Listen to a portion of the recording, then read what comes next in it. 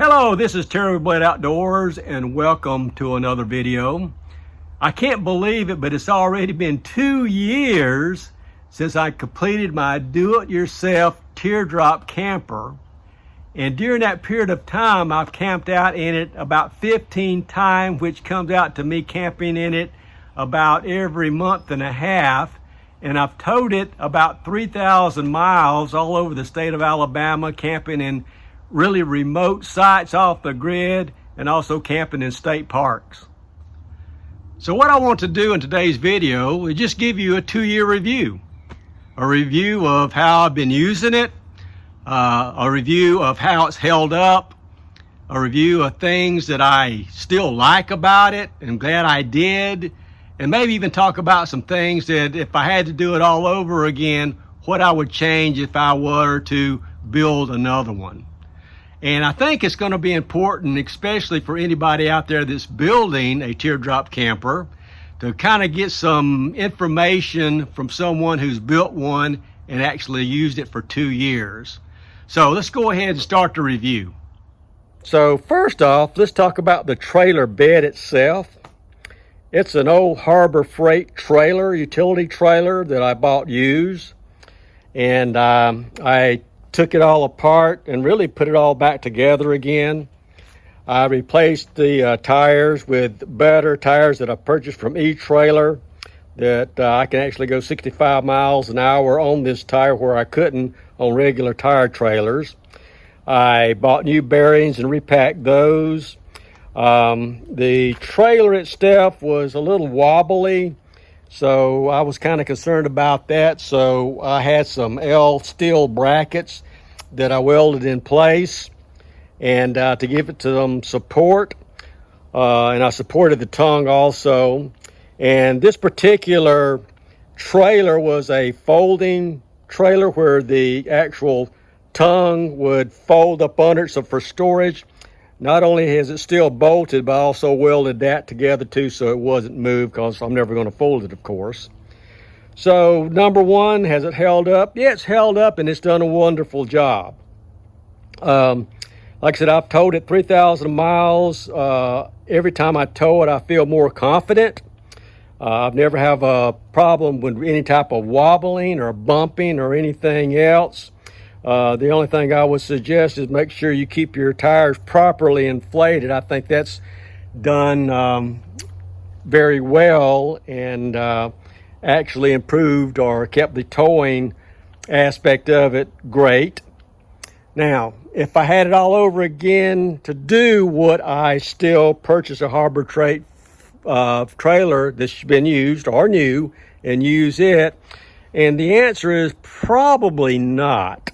I would probably prefer to have one built or build one myself, because I would like to maybe at some point, and I've already wanted to do this, is go off-road with it and maybe build a trailer with some independent suspension on the tires, have bigger tires, and have it bigger. This is a 4x8, and I would like to extend it to 5 foot wide by 10 foot length to just give me more storage space. And I'll talk about that a little bit later when we get to the inside. Now, on the tongue itself, I purchased this tongue box off of Amazon, and it works great. You know, no problem there. And again, if I have it to do all over again, especially with this one, I would have made some type of cubby hole up under here to put my spare trailer tire in and put this on top of that cubby hole. But at the time I was building this, I was building it to be towed by a Jeep Wrangler. And my Jeep Wrangler was limited to 1,000 pounds tow weight and 200 pound tongue weight. So that would have just put me over the limit there, especially with all my electronics that I've got inside my tongue box. Other than that, I like the trailer, but then again, if I had to do it all over again, I would definitely have one built or build my own, have it 5 foot wide, 10 foot long, and maybe have a place for my spare tire on the tongue. So while we're still outside, let's go ahead and talk about my tongue box, what I use it for. And basically, I use it for all my electronics. So let's take a closer look inside and see what I've got. All right, the heart of my electronics is a 100 amp hour iron phosphate battery that I purchased for this. And I can charge it with a regular plug-in charger, or I can charge it from solar power. I've got solar panels also, and I got a charge controller over here. I've got everything set up, and I can also convert DC to AC from this little inverter here if I ever want AC out of that. So do I like it? Yeah, I like it. It works great, no problem at all. Things that I may have changed, and one thing that I probably would do if I was building a new camper, I wouldn't use a iron phosphate battery, which is 100 amp hours. I would probably purchase a power generator that would give me maybe 1,000 watts or 1,000 amp hours, something like that, and put in here. I don't think it would take up much more space, and it's give me the same functionality of it. Also in here, I store my extension cords, my tie down straps, and also I've got my cable that I connect to my solar panels with right here. Plug it in, and other than that, that's about all that my tongue box is used for. The external electrical connectors that I've got have held up really well. I got two there, the DC and AC. There is a AC input here and a AC output there if I want to use my inverter or charge my battery through my charger. The only problem I've had or seen is these two connectors for input of DC. For some reason, the screws here, see, one screw looks like it was definitely not non-corrosive where the other screws are. So I'll be replacing that probably in the future. The tongue jack that I've got with it that actually came with the trailer, it's performed well. I was thinking about getting a hydraulic jack, but no, I didn't do that. I just stuck with that, and no regrets. I also wanted to mention all the lights for this trailer that came with it. I had to replace because it was a big mess. Whoever installed the light system for this trailer, for this Harbor Freight, and I kind of think it was from the manufacturer, did a terrible job. I mean, wires were not connected properly, nothing was properly grounded. It was just a big mess, so I just replaced the whole thing myself. Okay, one thing that I definitely wanted to do is to keep the Teardrop camper stable while I'm camping. I didn't want it to rock around while I'm using it or in the inside or cooking or anything like that. And I installed these stabilization jacks that fold up, and you just come out, lock into place, set it down to the ground. If the ground is not level that well, I put blocks under here to level it up. But as I said, I do not use these to level whatsoever. I put pieces of wood or something else up under the tires to level the camper up itself. Now, these stabilization jacks have held up very, very well. No problem at all. They were easy to install, and I definitely recommend them. I got them in the back and also in the front. Another option I put on was a rear view camera.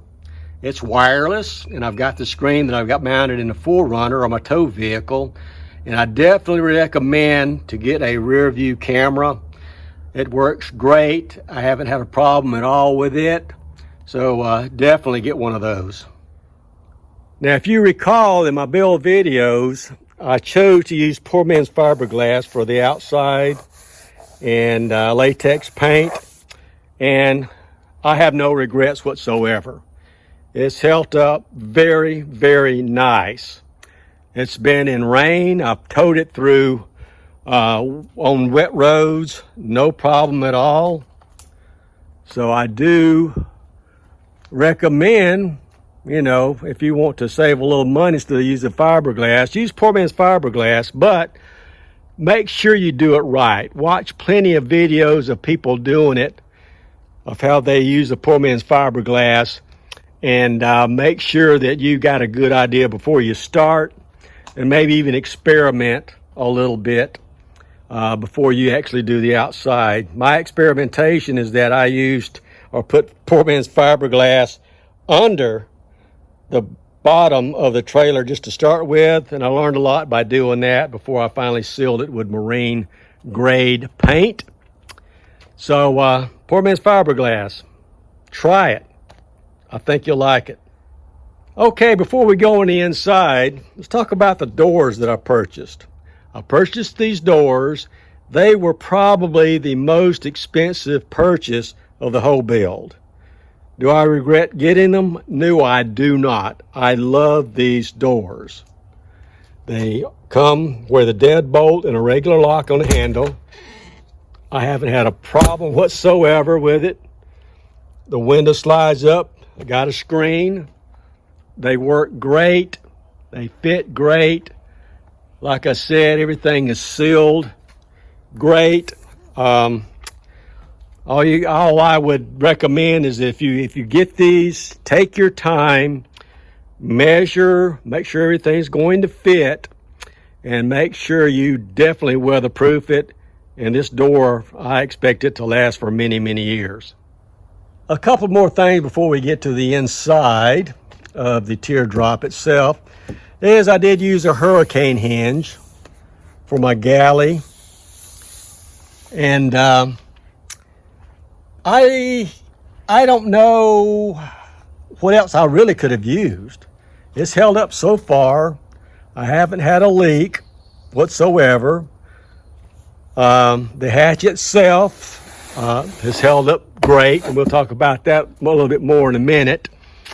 But the only issue, if I had to say anything bad about the hurricane hinge, is it tends to slide in and out a little bit, especially on this side. It tends to slide this way, and when it slides a little bit, the locking mechanism or the secure mechanism don't align quite right. So periodically, after a couple of camping trips, I just have to get my rubber mallet and hit this and make it flush over here, and then it seems to work fine. I don't know if that's a common problem. So if you're using hurricane hinges and you've got that problem, let me know how you fixed it or what do you do about it. So I think it's time to go ahead and get inside of the camper, and let's start with a galley.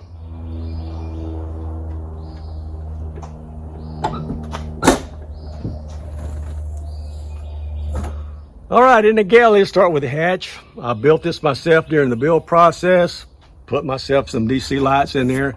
These have held up very, very well. I took my time building the hatch. Do I regret doing it? No, I do not. I like the shape of it. Would it have been easier to make it as a rectangle and like box in the back? And yeah, it would have been easier. And those definitely look nice, you know, but I prefer the classic teardrop look, and I don't regret building it all, and it's held up very, very well. So the planning that I did for all the storage space in the back, I love it. I only made one change, and I'll talk about that in a second. On the top here, I've got places for all of my cleaning, for dishes and countertops and stuff like that. This is where I keep my paper plates and forks and knives. I usually use everything disposable so I don't have to wash. Paper towels, garbage bags, storage bags, things like that in there. In these little cabinets, I got trays where I keep my food at in these two, and I keep my little 1-pound gas tanks in here. And That's worked great, no problem at all. These two are fine, and I really like the way that I put these doors down so it goes on the shelf. So as I'm opening the door, I can still use this as shelving area while I'm cooking. So I'm really glad that I did that. And the way that the door closes on these hinges, these are kind of self-closing hinges, I guess you could call them, and they work well, and they keep the doors from flopping all around. So I definitely like these self-closing hinges, if you call them. I had a drawer here for spoons and forks, stirring utensils, stuff like that. This is kind of like a miscellaneous drawer that I go to for items that I use a lot. Knives, lighters, things like that. Got a little shelf here for cups and some pots and pans. And I originally had put a Igloo ice cooler here, and I built it for that. But I come to find out that it really didn't keep my ice and my food cold, so I decided to get a DC refrigerator, and instead of putting it in here, which I could have done, I keep it in my tow vehicle or my 4Runner. So I don't go anywhere without my tow vehicle anyway, so why not just put the refrigerator in there? So what I did was convert this to more storage space for bigger pots and pans, and it's worked out great. Also in the design, I've got some storage areas on this side. This is where I store some tools that I need while I'm camping. And on this side, of course, this is my stove here, my Coleman stove. And I've got storage area under here that I utilize, plenty of storage. You know, I think the last couple of trips that I went out on, I was surprised at just how much space I had left, you know, of empty space that I could put stuff in, but I didn't need it. So galley setup has been fine, no problem at all. I wouldn't change a thing. Okay, before we get into the main cabin, you'll notice that I got some footstools here. Please, if you are building one, entertain the idea of using footstools, especially if you're short, because when you're setting, let's go ahead and open the door. When you're setting here, the bottom of the door will definitely cut into your legs, and it makes it a lot easier to get in and out if you got a footstool. And while I'm not using it, I just slide it under. So I definitely recommend some footstools. So let's go on the inside, show you around here. And the power distribution panel that I got, I still love it. And the way I designed my power system to go back from a battery to converted AC to DC, I'm glad I did that. All my switches are still working, no problem at all. Power indicator comes in very, very handy. The cubby holes that I made to keep my wallet, my keys, and other things that I've got for protection, I keep up here so I can grab that really fast while I'm in the bed. And some more storage area over here that I've got. I've got the cabinets in the back here, and they were designed with the hinges for these to stay up. This one works fine. These two, however, do not work well anymore. And well, that one halfway works. I got to kind of do some research, or if anyone could comment if they're using these, to let me know, is there any way I can tighten these? I'll just have to do some research. But if you know, let me know. The shelf that I got here works great. And this is an area that I'm finding that I'm using quite a bit. And even though it's empty right now, whenever I load everything up, I would put some clothes here. My little small power generator I keep here. Some more electronics I keep here. Things of that nature, and things I got to grab at night. I keep those right here too. So I would definitely love this shelf right here. I also, of course, store clothes up here. Now, one thing I recommend, even though I've got lights here, I've got a little hanger, little hook here that I put in. You see that? I got a little light that I hang down with a push button on the bottom. So if I get up at night and don't want to use power for my battery, all I got to do is get up and grab it and turn it on, and I've got light in here, which works great. It's just something that, you know, you guys might want to do. The fan itself, the DC fan, it works great. It's not a max air. It's actually, I forgot the name of it. I'll put the name of it down below in the comments, or I'll actually put it in the video. But the fan is held up really, really nice. No problem at all. With that, the inside of the 1/8" plywood that I used to bend and put on top, and also the walls here that I'll talk about in just a few minutes, they're been varnished. Put a few stencils in here, as you can see, and I love those. Those are really kind of sets it off. The inside has worked really great. I've got a twin mattress in here that's a little bit too short, so what I did is got some memory foam and cut it to length, and actually went about this far out, and then I'll just put my sheets over that, and that works great. And it sleeps perfect for myself, and I'll talk about sleeping arrangements in just a few more minutes as I close everything out. But the inside, like I said, is held up very well. Would I change anything in here? I guess no, I wouldn't. You know, after using this for 2 years, you kind of learn what to do and where everything goes. So I wouldn't change anything. Hello, this is Terry from the future, and I want to butt in the video here to mention 2 things that I forgot to talk about, and that is insulation and condensation. If I had to do it all over again, and I suggest anybody building a teardrop camper, is to definitely put insulation in the walls.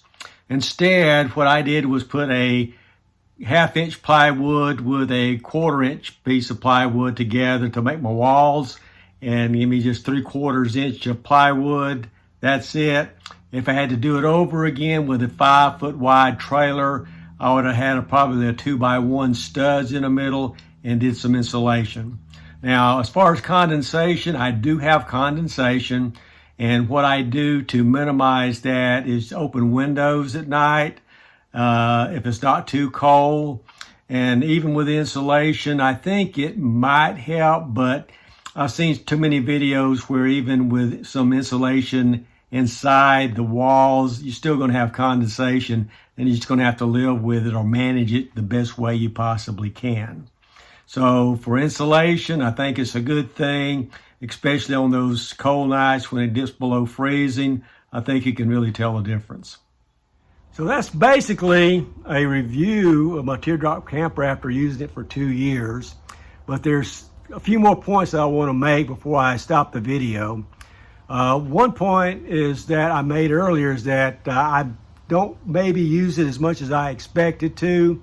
I expected me and my wife to go out in it more, but due to space constraints on the inside and storage constraints for 2 people, it just doesn't work for 2 people. It works great for 1 person. That's why if I had to do it all over again, I would buy a bigger base trailer, 5x8, so I could put a bigger bed in it and also have more storage space for my wife's stuff that she takes camping. But that's okay. What we did with her camping, we got a Class B camper van, and we're using that when both of us go camping, and I use this only when I go camping with the guys or do an overnight or 2 or 3 night solo trip. 2 more points before I close this video out. And as I mentioned earlier, if I had to do it all over again, I would actually build my base trailer. And but there's some caveats with that. Depending on your state and county, how hard is it going to be to get your teardrop camper registered for the road and get your license plate if you build your own trailer? Do they have to do an inspection? Does it have to have some type of VIN number? Do you have to apply for it? It just depends on your county and state. Luckily in my county and state that I live in, since the Harbor Freight had a VIN number on the trailer, then I just went ahead and got a license plate for a utility trailer. They didn't care if it was a camper or not whatsoever, so it was easy on me. So again, if you decide to build your trailer, maybe check some laws in your county and state for registration. And the last point before I close out is insuring your camper. Now, I called my insurance company that I have auto insurance with and also home insurance with, and told them that I built a Teardrop camper and could I insure it. And my agent, he was very skeptical. I don't think he had an idea of what I had built or anything like that. I can just imagine what was going through his head of something that someone would have built and wanted to actually be insured. But he was very nice and said, send me some pictures and I'll do an evaluation and see if we'll insure it.